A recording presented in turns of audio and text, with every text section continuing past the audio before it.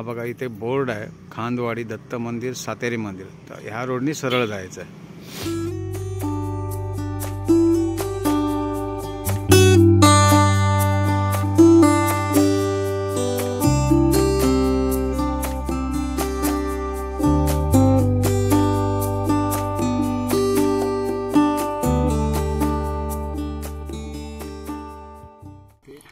नमस्कार मित्रांनो, होय महाराजा ब्लॉग या यूट्यूब चॅनलवर आपल्या सर्वांचं स्वागत आहे. जय शिवराय, जय शंभूराजे, श्री स्वामी समर्थ, श्री स्वामी समर्थ.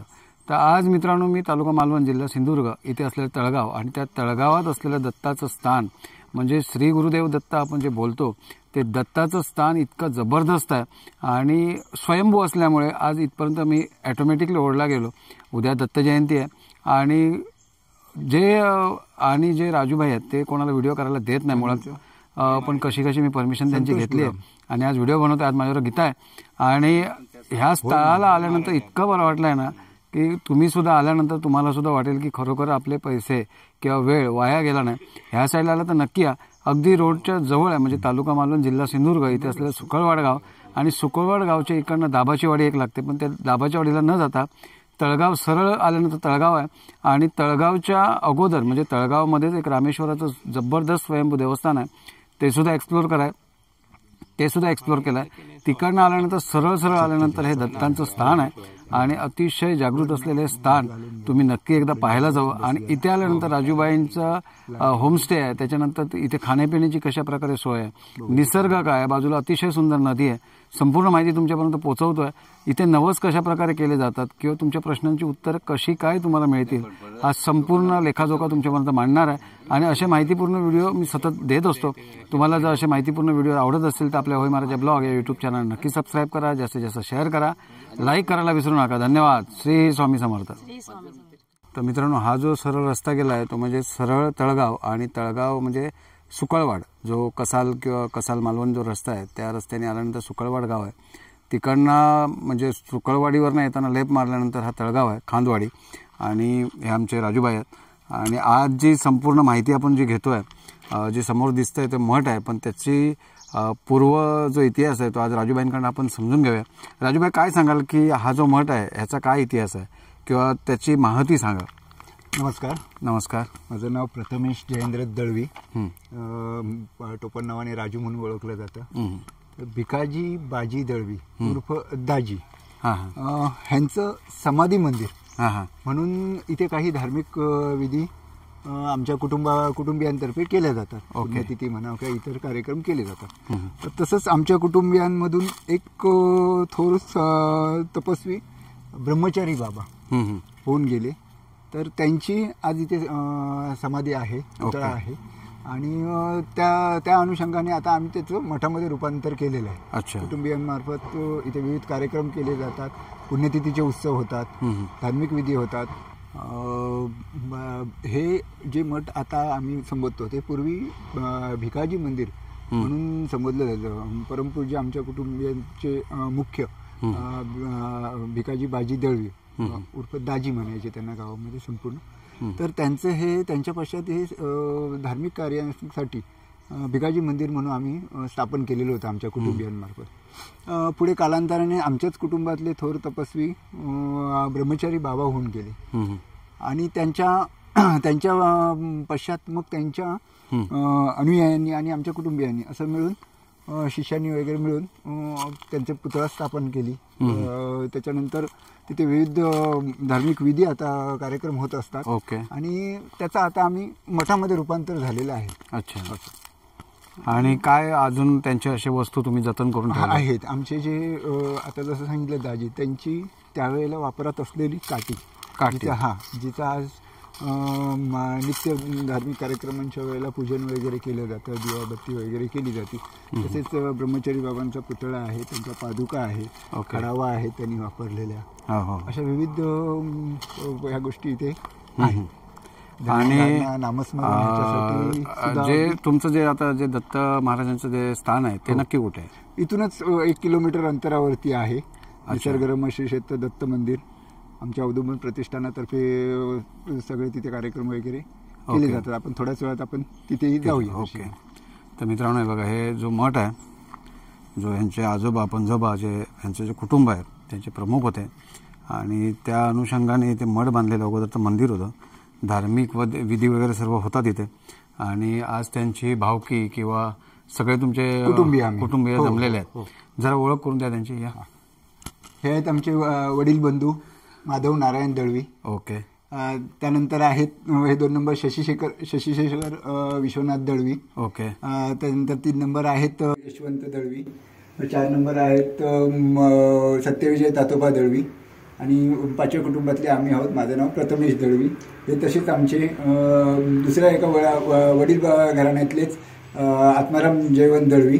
ओके. ते आमचे दुसरे बंधू जे आज ह्या सगळं मठाचं ब्रह्मचारी बाबांच्या मठाचं इथल्या दिवाबत्तीचं पूजा अर्चेचं सगळं त्यांच्याकडे कार्य असतं. असे आमचे जनार्दन राजाराम दळवी. ओके. चला मग सगळ्यांनीच आता जरा बघूया आपल्या जे ब्रह्मचारी बाबा होते त्यांचं वस्तू काय होते किंवा कशा प्रकारे होते ही आपण आज माहिती घेऊया मित्रांनो. चला पुढे चला. चला तुम्ही पण चला.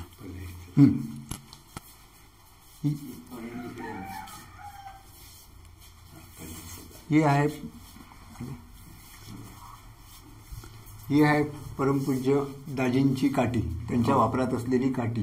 म्हणजे ब्रह्मचारी बाबांची नाही, आमचे एक जे पंजोबा आमचे. अच्छा, पंजोबा. हा, भिकाजी दळवी जे म्हटलं ना दाजी, त्यांची ही काठी. ओके. हा आहे ब्रह्मचारी बाबांचा पुतळा. त्यांनी वापरलेला खडावा. ओके. तसेच त्यांच्या पादुका. तुमच्याकडे साधारण पुण्यतिथीचा कार्यक्रम होतो दोन्ही ह्या सत्पुरुषांचे, भिकाजी दळवी दाजी आणि ब्रह्मचारी बाबा यांचे दोन्ही ह्याचे कार्यक्रम होता. पुण्यतिथीचे कार्यक्रम केले जातात. तिथीनुसार असतात ते. आणि कसं आहे मित्रांनो की आता उद्याच आपली दत्त जयंती आहे आणि खूप मोठ्या उत्साहाने हा कार्यक्रम इथे साजरा केला जातो. त्याची जी प्रचिती आहे किंवा जी इतकं जागृत देवस्थान आहे त्याची संपूर्ण माहिती तुमच्यापर्यंत पोहोचवणार आहे. आणि आता जस्ट इकडनं तर आम्ही निघून त्या देवस्थानात जायचं ना. हो. त्या देवस्थानात आम्ही जाणार आहोत. संपूर्ण माहिती घ्या. राजूबाईंचा नंबर पण देणार आहे. तुम्हाला अधिक माहिती असेल तर त्या नंबरवर नक्की कॉन्टॅक्ट करा. इथलं एक शॉर्टकटमध्ये दर्शन दाखवलं आहे कारण हे मूळ आहे आणि ह्या मूळ देवस्थानानंतर किंवा ह्या मठानंतर आपल्याला आता जायचं आहे दत्त देवस्थानाकडे. तर आपण आता निघतोय तिथे. स्किप करू नका, नक्की व्हिडिओ बघा संपूर्ण. तुम्हाला खरोखरच चांगली माहिती मिळेल. धन्यवाद. हे दाजी भिकाजी दळवी हे दळवी घराण्यातले सगळ्यात कर्तबगार, सगळ्यात महान जे व्यक्तित्व होते. त्यांची एवढी कर्तबगारी होती त्यावेळेस त्या काळामध्ये दळवी घराण्याची सत्ता पावशी, देवबाग,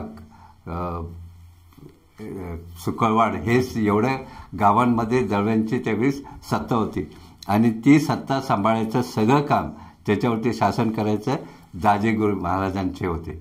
आणि ते सगळ्यात आत्तापर्यंतच्या पिढीमध्ये सगळ्यात कर्तबगार ते आणि त्यांचीच कमवलेले वगैरे सगळे.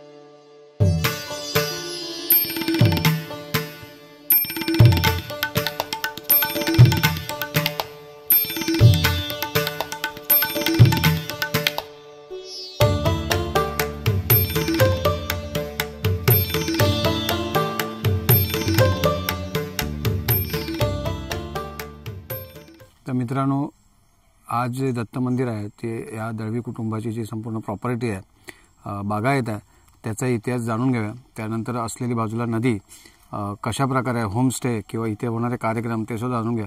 राजूभाई, काय सांगाल, ही जी प्रॉपर्टी आहे ही तुमच्या दळवी कुटुंबाची किती वर्षापासून आणि कशा कशा प्रकारे इथे तुमचे कार्यक्रम वगैरे होतात? आमची ही आता जवळजवळ 5वी पिढी.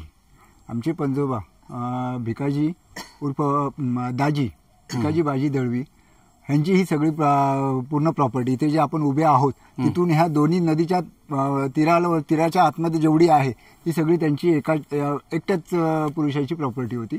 आता 6 आजोबांमध्ये आमच्या ती विभागणी झालेली आहे, पण आमच्याच कुटुंबियांची आहे. आणि इथे असं रुजीव हे दत्तस्थान आहे.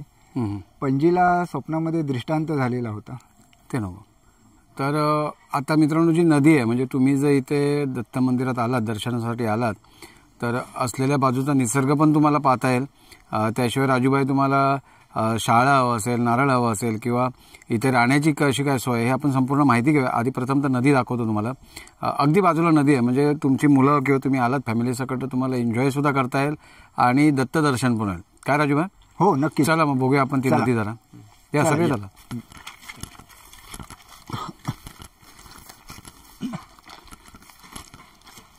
चला चला पुढे जा. तर मित्रांनो, आता आपण जातोय नदीकडे आणि अगदी 2 मिनिटाच्या अंतरावर नदी आहे. त्याचा इतिहास जाणून घेऊया. आणि थोडंसं आज ऊन आहे, म्हणजे थंडीचे दिवस आहेत पण थोडंसं ऊन आहे आणि त्या उन्हात सुद्धा गारवा वाटतोय इथे, कारण संपूर्ण सावळी आहे. आणि बघा, दत्त मंदिर आहे इथे. अतिशय रोमांचित अशी कथा आहे, आजची संपूर्ण जाणून घेऊया. आणि ह्या साईडला तर नक्की आहे. आणि अशा प्रकारचे ब्लॉग तुम्हाला आवडत असतील तर आपल्या होय महाराजा ब्लॉग या यूट्यूब चॅनलला नक्की सबस्क्राईब करा, जास्तीत जास्त शेअर करा, लाईक करायला विसरू नका. हे बघा, पूर्ण बागायत आहे. आणि आता आपण जातोय नदीवर, म्हणजे अगदी 2 मिनिटाच्या अंतरावर आहे.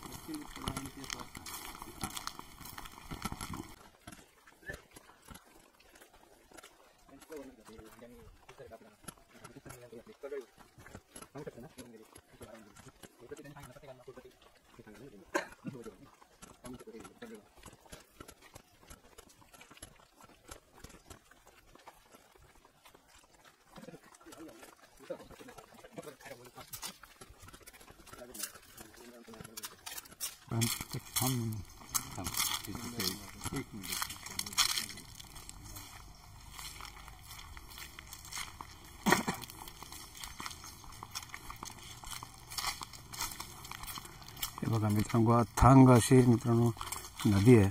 त्यांचाही राजूभाईंकडून जाणून घेऊया. या खाली या.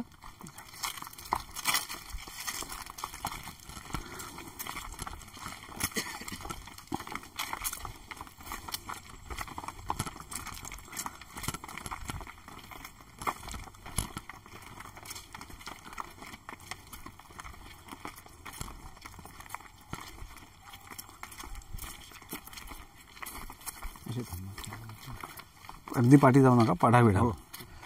तर बघा मित्रांनो, ही संपूर्ण अशी अथांग नदी आहे. नदीचं नाव सुद्धा आपण जाणून घेऊया.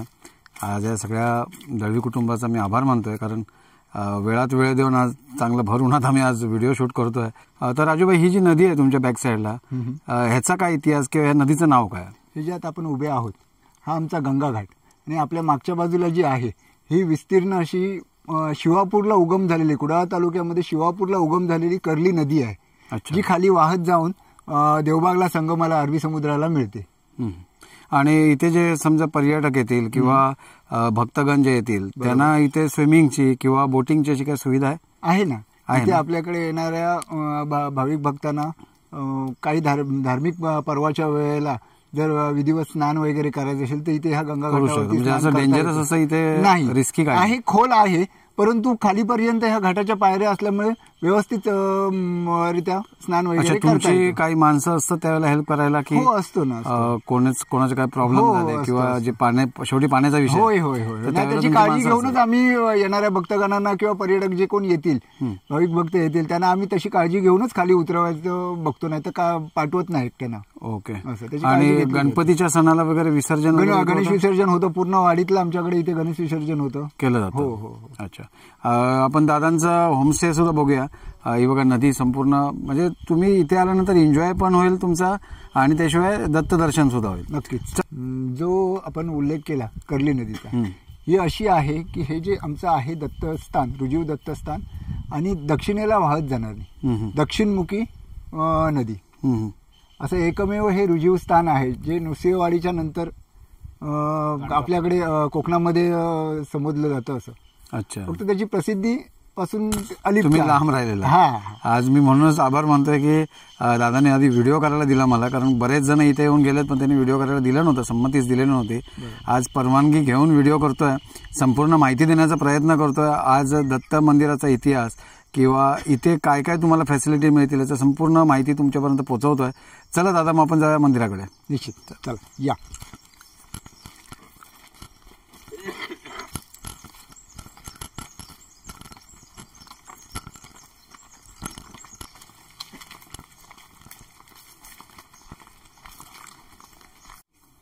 नमस्कार मित्रांनो, होय महाराजा ब्लॉग या यूट्यूब चॅनलवर आपल्या सर्वांचं स्वागत आहे. आज तालुका मालवण, जिल्हा सिंधुदुर्ग इथे असलेलं खांदवाडी आणि ह्या तळगावामध्ये असलेली खांदवाडी इथे असलेलं दत्त महाराजांचं स्थान आज ते एक्सप्लोर करतोय. इथली संपूर्ण माहिती आज दळवी कुटुंब देत आहेत. त्याच्यामध्ये फ्रंट साईडला जे बसले आहेत ते आपले राजू दळवी आहेत. आज त्यांच्याकडनं संपूर्ण माहिती जाणून घ्यावी की कशाप्रकारे ह्या स्थानाला प्रसाद दिला जातो किंवा प्रसाद घेतला जातो, नवस कशा प्रकारे केले जातात, इथे राहण्याची काय सोय आहे किंवा इथे आल्यानंतर तुमची मनोकामना कशा प्रकारे पूर्ण होईल याचं संपूर्ण लेखाजोखा आज आपण राजूबाईकडनं घेतोय. आज जाणून घेऊया ह्या स्थानाचं महत्त्व. राजूबाई, काय सांगाल ह्या देवस्थानाचा इतिहास? नमस्कार. नमस्कार. स्वामी समर्थ. श्री स्वामी समर्थ. गुरुदेव दत्त. हे आज जे आपण बघत आहोत मागच्या बाजूला आहे ते आमच्या दत्तगुरू महाराजांच्या पादुका, आणि ही आज बसलेली इथली सगळी जमा झालेली मंडळी आहे. भिकाजी बाजी दळवी कुटुंबियांची सगळी मंडळी आहे. इतर वाडीतील मंडळी सुद्धा आहे. हे सिंधुदुर्गातलं एकमेव रुजीव दत्तस्थान आहे. आजची ही आमची 5वी पिढी. आमच्या पणजीला स्वप्नामध्ये दृष्टांत झालेला होता. त्यावेळेला इथे नारळ बागायत असायची. इथले जे केअरटेकर होते त्यावेळेला जुवेकर, ज्यांना आम्ही बाक्कर म्हणायचो, तर त्यांच्याकडे हे सगळं इथली देखभाल वगैरे असायची बागायताची. आणि ह्या परिसरामध्ये त्यावेळेला ऊसाची शेती थोड्या प्रमाणावर केली जायची. तर त्या ऊसाच्या शेतामध्ये माझं स्थान आहे असं पणजीला स्वप्नामध्ये दृष्टांत झालेला होता. आणि पूर्वीच्या काळात आपण आता जसं कुठेतरी आपल्या ॲस्ट्रॉलॉजरकडे किंवा ज्योतिषाकडे काहीतरी आपल्याला अडीअडचणी आल्या की जातो, तसं आमच्या कुटुंबियांचे श्रद्धास्थान असलेले पलीकडे कुडाळ तालुक्यातील बाव बांबोळीचे मनेरीकर म्हणून ब्राह्मण होते. त्यांच्याकडे आमच्या कुटुंबियांची जाणं येणं असायचं अशा काही गोष्टींसाठी, काय अडीअडचणींसाठी. पुरोहित. हा. तर त्याच रात्रीला जसा आमच्या पणजीला स्वप्नामध्ये दृष्टांत झाला तसाच त्यांनाही झाला. अच्छा. हा. आणि त्यावेळेला दोघंही एकामेकाकडे काय ह्याची उकल करण्यासाठी निघाले. दोघांची वाटेमध्ये भेट झाली. दोघंही मग परत इकडे आले आणि येऊन मग जसं झालेलं दृष्टांत त्याप्रमाणे इथे शोधाशोध केली. तर त्या ऊसाच्या शेतामध्ये हे औदुंबराचं स्थान निर्माण झालं. असं हे रुजीव दत्तस्थान तळगावच्या एका टोकाला तिन्ही बाजूने नदीने वेढलेलं अशी ही कर्ली नदीच्या तीरावर निर्माण झालेलं रुजीव दत्तस्थान, जे आज कोकणातलं नृसिंहवाडी नंतरचं रुजीव दत्तस्थान म्हणायला हरकत नाही. म्हणजे त्या तोडीचं आहे. फक्त काही याच्यामुळे आम्ही त्याची प्रचार प्रसिद्धी केलेली नाहीये. आणि कशा प्रकारे इथे समजा प्रसाद घ्यायचा एखाद्याला की दत्त महाराजांकडे मला एखादा प्रश्न विचारायचा आहे, बरोबर, तर तो कशा प्रकारे तुम्ही मी तर म्हणेन महाराजांकडे प्रश्न विचारायची गरजच नाही. तुमची मनोकामना आहे, काय तुम्हाला अडीअडचणी आहेत, फक्त अनन्य भावे तुम्ही महाराजांच्या चरणी शरण या, एक श्रीफळ ठेवा आणि मनापासून श्रद्धेने त्यांना सांगणं करा की बाबा महाराज मी अशा अडचणीत आहे, माझं हे काम व्हायला पाहिजे. कुठल्याही परिस्थितीत तुमचं ते होणार, पण मनापासून श्रद्धेने केलं पाहिजे. आज बऱ्याच लोकांना इथे अनुभव आलेले आहेत. संततीच्या बाबतीत, उद्योगधंद्यांच्या बाबतीत, काही शारीरिक व्याधी असतील किंवा कौटुंबिक काही कलह असतील, क्लेश असतील, त्रास असतील किंवा इतर काही बाधा असतील, ह्या सर्व फक्त अनन्यभावी शरण येऊन महाराजांकडे तुम्ही जर मागणं केला तर तुमची निश्चितच त्याची तुम्हाला फलप्राप्ती मिळते. जसं मगाशी सांगितल्याप्रमाणे पणजीला दृष्टांत झाल्यानंतर त्या वेळापासून हे अविरत स्थान इथे झालेलं आहे. ते जे औदुंबर आहे आज त्याचं मोठ्या ह्याच्यामध्ये रूपांतर झालेलं आहे. याचा एक इतिहास सांगायचा तर कायम वैशिष्ट्य असं आहे की कायम ह्याला 3 फांद्या अस्तित्वात राहतात. तुम्ही पाठी बघाल तर जर जीर्ण झाल्या तर त्या मुडकळीला आल्यानंतर पुनरुपी काही दिवसांनी तिथे तीन निर्माण होतात. आताही आज तुम्ही बघू शकता मागच्या वादळी वाऱ्यामध्ये ह्या बाजूला ज्या 2 होत्या त्या मुडकळीला आल्या आणि त्याच्यानंतर पुन्हा बघा आता 3 निर्माण झालेले आहेत.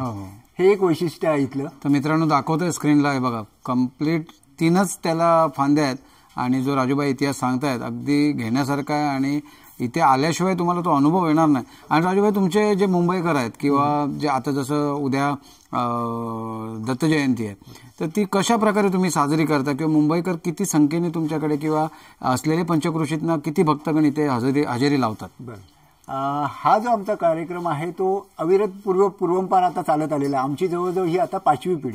पणजीला दृष्टांत झाल्यापासून ही आमची 5वी पिढी. म्हणजे साधारण आपण म्हटलं तरी एक 400-500 वर्षाचा कालखंड आपल्याला म्हणायला हरकत नाही. तर तेव्हापासून हे अविरत चाललेलं आहे. फक्त काय त्याचं स्वरूप पूर्वीच्या काळामध्ये छोटं होतं. आता थोडं जसं महाराजांची इच्छा होते ते जसं पाठबळ देत आहे त्याप्रमाणे आम्ही आपलं याच्यामध्ये बदल करत वाढवत गेलेलो आहे. त्याप्रमाणे दत्त जयंतीला मार्गशीर्ष सप्तमीपासून सुरुवात होते आणि पौर्णिमेला समाप्ती असते. आता तिथीप्रमाणे 7 दिवस कधी 8 दिवस असा आम्हाला हे मिळतो. त्या कालावधीमध्ये ब्राह्मणांकडून गुरुचरित्र पारायण, दुपारी असलेल्या मंडळींना प्रसादी, संध्याकाळी भजन कीर्तनाचा कार्यक्रम होतो, नामस्मरणाचा कार्यक्रम होतो. असं 7ही दिवस अविरत चालू असतं आणि दत्त जयंती दिवशी समाप्ती दिवशी महाप्रसाद असतो. त्यामुळे काय अशी कधी आम्ही नोंद ठेवलेली नाही.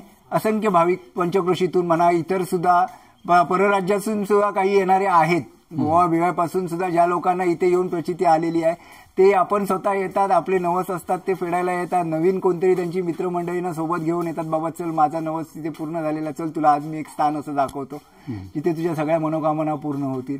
अशा ते आपल्या मित्रमंडळींना घेऊन येतात आणि अशी ह्याची व्याप्ती वाढत चाललेली आहे दिवसेंदिवस. आणि आता म्हणजे हल्लीच्या हल्ली रिसेंटली असा काय तुमचा अनुभव आहे की अमुक भक्ताने इथे नवस बोललेला किंवा प्रसाद लावलेला आणि तो माझा सफल झाला आणि मला परत ह्या उत्सवात मला यायचं आहे किंवा माझा नवस फेडायचा आहे, असं रिसेंटली हल्ली काय अनुभव आहे का तुमच्याकडे? सांगतो ना तुम्हाला ताजा अनुभव. आत्ताचा 2 वर्षापूर्वी एक आमचे पाहुणेच कांदळगावचे राणे, त्यांना आज जवळजवळ 4 ते 5 वेळा मिसकॅरेज झालेलं होतं आणि अक्षरशः त्यांनी म्हणजे डॉक्टरांनी सांगितलेलं होतं की आता तुम्ही विचार सोडा, हा तुम्ही दत्तक घ्या म्हणून. ते हताश होऊन आलेले इकडे आमच्याकडे आणि सहज बोलता बोलता बाबांना म्हणाले असं मला, अरे तू कशाला घाबरतोस? बाबांनी सांगितलं तू कशाला घाबरतोस, चल आपण महाराजांकडे तुझं काय मागणं आहे ते माग. त्याप्रमाणे त्यांनी नवस केला इथे महाराजांकडे आणि अक्षरशः तुम्हाला सांगू 1.5 वर्ष फक्त मधला त्यांचा जो ह्याचा आपला लॉकडाऊनचा कार्यकाल गेला. त्याने आता गेल्या वर्षी त्यांना पुत्ररत्न प्राप्त झालेला आहे म्हणजे आणि स्वतः आता ते त्या मुलाला घेऊन दर्शनाला येणार आहे नवस फेडण्यासाठी. अच्छा, म्हणजे जी त्यांनी आशाच सोडलेली होती. असे बरेच किस्से आहेत. बऱ्याच मित्रमंडळींना पाहुणे सर्वांना असे बरेच अनुभव आलेले आहेत.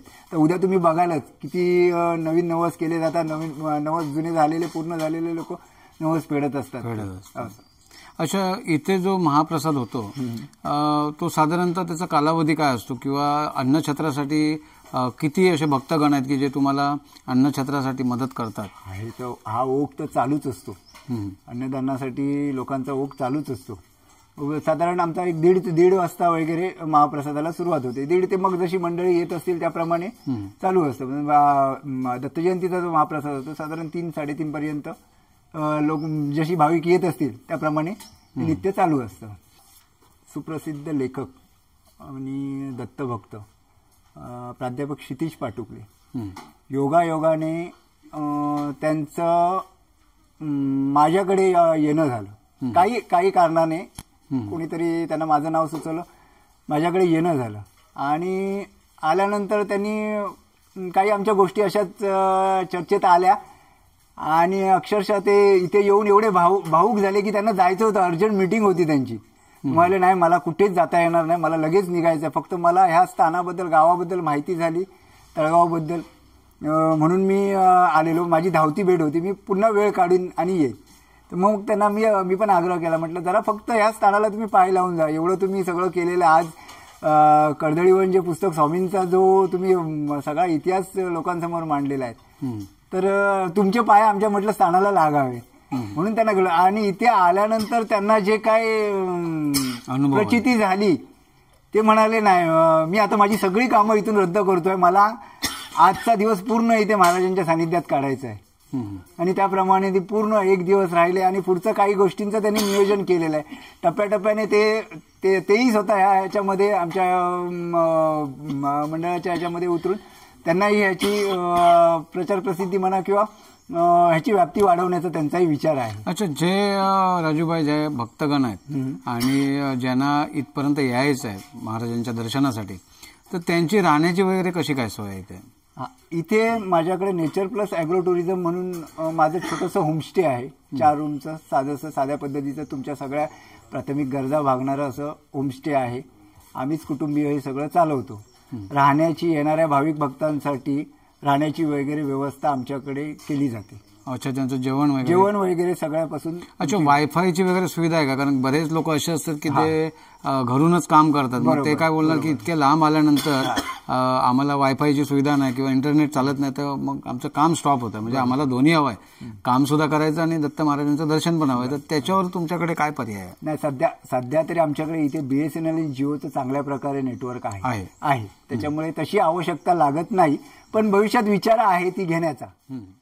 माझे वडील कॅप्टन नारायण यशवंत दळवी हे दुसऱ्या महायुद्धापासून डिफेन्स सर्व्हिसेसमध्ये होते. त्यांची पूर्ण सर्व्हिसमध्ये ऑपरेशनल एरियामध्ये त्यांची बदली झालेली होते. ते दुसऱ्या मलाया वगैरे सगळ्या दूर होते.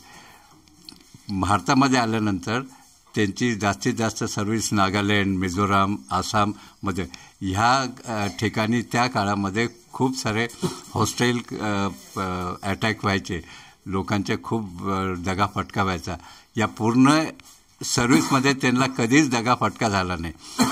कधी पण काय पण दुर्घटना घडली ते गेल्यानंतर यायच्या अगोदर, पण तेवढ्या काळात ते दुर्घटनेपासून वाचल बोले.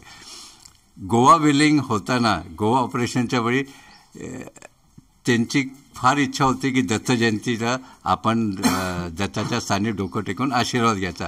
आणि हे देवाची कृपा की त्या काळामध्ये त्यांना काही कारणासाठी जोडामार्गला यावं लागलं आणि तिथून ऑपरेशन एरियामध्ये सुट्टी न मिळत असताना पण त्यांना त्यावेळेस यायची शोभा मिळाली आणि ते इथे येऊन दत्ताच्या चरणी डोकं टेकून ते नमस्कार करून त्यांना परत जाता आली, अशी ह्याची प्रचिती आहे. आणि पूर्ण त्यांच्या बरोबरच्या खूप लोकांना दगाफटका झाला, खूप लोकांनी आपला जीव घालवला, पण त्यांना कधीच काय झालं नाही. फार शेवटपर्यंत ते फेल. आणि ते पुण्याला होते पण त्यांनी प्राण सोडला तळगावला आल्यानंतर. अरे वा, म्हणजे दत्त महाराजांची एवढी त्यांची भक्ती होती की दत्त महाराजांच्या स्थानी येऊन त्यांनी आपला प्राण. बघा मित्रांनो, एवढी जबरदस्त अशी माहिती आहे इथली आणि एवढं जबरदस्त असं हे स्थान आहे. तर मित्रांनो, महाप्रसादाची आता तयारी चालू आहे.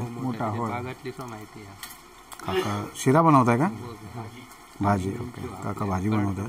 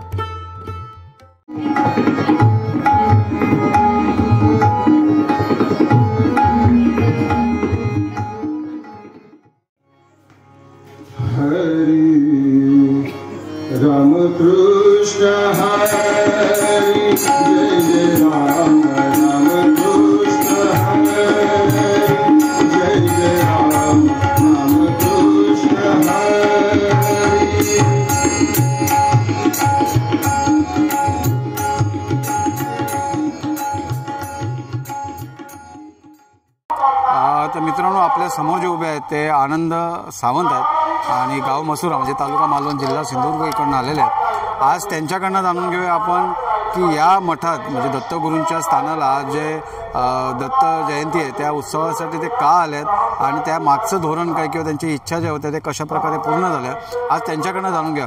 सावंतसाहेब काय सांगाल? दत्तगुरु प्रसन्न, श्री स्वामी समर्थ. श्री स्वामी समर्थ. प्रचिती म्हणजे सांगावी तेवढी कमी आहे सर. पहिली गोष्ट तर मी तुम्हाला इथून सुरुवात करतो की माझ्या शारीरिक त्रासामधून मी तुम्हाला सुरू करतो. डेंग्यू झालेला ज्यावेळी मला, त्यावेळी माझ्या प्लेटलेट फक्त 10 ते 12,000 उरलेलं आणि माझं ब्लिडिंग सुरू झालेलं माझ्या शरीरातून. त्यावेळी माझी बायको विभूती सावंत आहे, ती आता इथे अवेलेबल नाही आहे, तर तिने स्वामींचा आणि दत्तगुरूंचा धावा केला. तर त्यात 12 तासानंतर माझ्या 12,000वरून कमीत कमी 1,20,000 1,30,000 माझ्या प्लेटलेट झालेल्या आणि मी त्या मरणातून कमबॅक केलं. हा एक माझ्या आयुष्यातला सर्वात मोठा अनुभव आणि माझं हेच शिक्षण आहे. ह्या शिक्षणात म्हणजे माझी परिस्थिती एवढी बेजार झालेली डेंग्यू नंतर वगैरे की मला मुंबईमध्ये ग्रॅज्युएट वगैरे सगळ्या स्किल वगैरे असून पण टॅक्सी चालवायची वेळ आलेली. 5 रुपये पर सीटर मी टॅक्सी चालवत होतो. एका फेरीला 50 रुपये मिळायचे. दिवसभरात जे काय मिळवेन ते घरी आणून द्यायचं वगैरे, सगळं शिक्षण वगैरे सगळं तेच. पण ज्या दिवशी मी दत्तगुरूंना सरेंडर केलं माझ्या कुटुंबासकट, माझ्या मुलाचं शिक्षण, माझ्या मुलाच्या व्याधी होत्या, तो 10वी फर्स्ट क्लास झाला पास, आज सेकंड इयरला लॉला आहे तो, आणि मी चांगल्या कॉर्पोरेट फर्ममध्ये पॅकेजवर कामाला आहे, टॅक्सी चालवणारा माणूस. दत्तगुरूंची ही दत्तगुरूंची कृपा, ही स्वामींची कृपा. तुम्हाला तूप खाल्यावर लगेच रूप येणार नाही, त्यांना पण थोडा वेळ द्यावा लागतो. आपण इथे यायचं, दर्शन घ्या, त्यांची सेवा करा. प्रचिती 200% काय 1000% प्रचिती तुम्हाला. तुमच्या बायकोचा किती सपोर्ट आहे या भक्ती मार्गामध्ये? हे जगातलं 9वं का 10वं आश्चर्य आहे. माझी बायको पहिली ख्रिश्चन धर्माची होती, तिने आपला धर्म स्वीकारला. तिचं नाव फिलिप फिलोमिना अँथोनी, आज तिचं नाव आहे विभूती आनंद सावंत. आणि ते स्वामींचं पारायण करते मार्गशीर्ष महिन्यामध्ये. तर आज आम्ही ते दर्शनाला आलोच, परत संध्याकाळी जाणार कारण पुढच्या गुरुवारी आम्हाला परत मार्गशीर्षचा तो गुरुवार लावायचा आहे. आणि स्वामींचं आमचं पारायण चालू आहे. महालक्ष्मीचं व्रत ती करते, गजाननाचं करते, स्वामींचं पारायण करते. आणि आता ही 700 किलोमीटर ती आली आहे दत्तगुरूंच्या दर्शनासाठी. कारण तो जो माझ्या आयुष्यात आजारपणाचा जो वेळ होता त्या वेळात दत्तगुरूच उभे राहिलेले, स्वामी समर्थच उभे राहिलेले. त्याशिवाय आमच्या कुटुंबाला पर्याय नाही आहे. श्री दत्तगुरू प्रसन्न. श्री स्वामी समर्थ. श्री स्वामी समर्थ. धन्यवाद. तर मित्रांनो, आज आपल्या समोर जे आहेत ते संदेश जुवेकर आहेत आणि त्यांना आलेला अनुभव किंवा आज इथे कशा प्रकारे दत्तसेवा होते किंवा आज दत्त जयंती आहे त्या निमित्ताने आज ते आलेले आहेत. आज त्यांचा पण अनुभव जाणून घ्या. जुवेकर साहेब, काय सांगाल तुमचा अनुभव? नमस्कार, जय गुरुदेव दत्त. मी ज्यावेळी दत्तस्थान या ठिकाणी रुजीव निर्माण झालं त्यावेळीपासून या दळवी कुटुंबियांसोबत आमचे पूर्वज त्यांनी इथे सेवा केली. पहिल्या ज्या दिवशी सेवा करतात इथे येऊन सर्व सेवा त्यांच्यासोबत केली जाते. आणि अनुभव म्हणायचे झाले तर कुठलंही आमच्या पूर्वजांपासून आजपर्यंत जे काम आहे, कुठलं पण काम, देवा गुरुदत्ता हे आमचं काम पूर्ण करून द्या, मी अडलो या ठिकाणी, आता सर्व तुमच्या हातात आहे असं फक्त मनातल्या मनात आम्ही सांगतो. त्यावेळी ते काम माझं पैलतीर त्यांनी नेलेलं असतं आणि त्याचं अनुभूती मला काम झाल्यानंतर येते की एवढी कठीण गोष्ट जी पूर्ण झाली ती कशी काय झाली याचा मी विचार करू शकत नाही. म्हणजे दत्तगुरूंची कृपा आहे. गुरूंची ही कृपा आहे. तर मित्रांनो, आज आपल्यासमोर आहेत जुवेकर साहेब आहेत, मुंबईवरून आलेत भांडूप. आणि ह्या दत्त महाराजांची जी कृपा झाली आहे त्यांच्यावर किंवा जे अनुभव आहेत ते आज आपण जाणून घेऊया. काय सांगाल जुवेकर साहेब? नमस्कार, मी रमेश जुवेकर, राहणारा भांडूप, संदेश जुवेकर याचा भाऊ. आज गुरूंच्या इकडे येतो मी, प्रत्येक दत्त जयंतीला येतो मी. माझं एक मी भांडूपला घर घेतलेलं, ते ना खूप रखडलेलं, म्हणजे नवीन घर एक वास्तू घेतलेली. पण जसं मी गुरूंकडे आलो, आज 2 वर्ष मी प्रार्थना करतोय, ती प्रार्थना, माझा आशीर्वाद त्यांनी माझ्या डोक्यावर ठेवला आशीर्वाद. आणि माझं लगेच काल गेल्या वर्षी या दसऱ्याला मला लगेच चावी भेटली. खरंच मी दत्तगुरूंचे म्हणजे अक्षरशः मी ऋणी आहे आणि त्यांच्या पायाशी नतमस्तक होऊन जय श्री दत्तगुरू महाराज की जय. श्री गुरुदेव जय. नमस्कार मित्रांनो, आज आपल्यासमोर जे दत्त जयंतीचा कार्यक्रम सुरू आहे आणि आज एक ताई आल्या आहेत मुंबईवरून आणि त्या ॲक्च्युली कॅथलिक आहेत. आज आपण त्यांचा अनुभव जाणून घेऊया. ताई, काय सांगाल तुमचा अनुभव? माझा अनुभव असा आहे की मी 2010 महिन्याला मी ज्याला प्रेग्नंट होती आणि माझा मूल 4 महिन्याचा होता आणि 4 महिन्यांमध्ये मला डॉक्टरनी सांगितलं की हे मूळ तुमचं राहिलं नाही आहे, तुम्हाला अबॉर्शन करायला लागेल का तुमचं ऑलरेडी ब्लिडिंग चालू झाली आहे आणि त्याच्यासाठी तुम्ही जावा आणि सोनोग्राफी करा आणि सोनोग्राफी करायच्या नंतर आम्ही सिच्युएशन बघून तुमचं ते अबॉर्शन करायला घेऊ. तर तिकडे बसून मी खूप स्वामीचं हे केलं, नाव घेतलं आणि स्वामीला हाक मारली, बोललं काय जे आहे ते आहे की बाळ माझं राहून द्या. आणि असं करायचं नंतर सोनोग्राफी केलं. सोनोग्राफीच्या नंतर माहिती पडलं की बाळाला काय त्रास नाही आहे, नॉर्मल आहे मुलगा माझा. आणि त्याच्यानंतर आज माझा मुलगा 12 वर्षाचा आहे. तेच धन्यवाद करायला मी इकडे आली आहे. हे स्वामी कृपा आहे. श्री स्वामी समर्थ.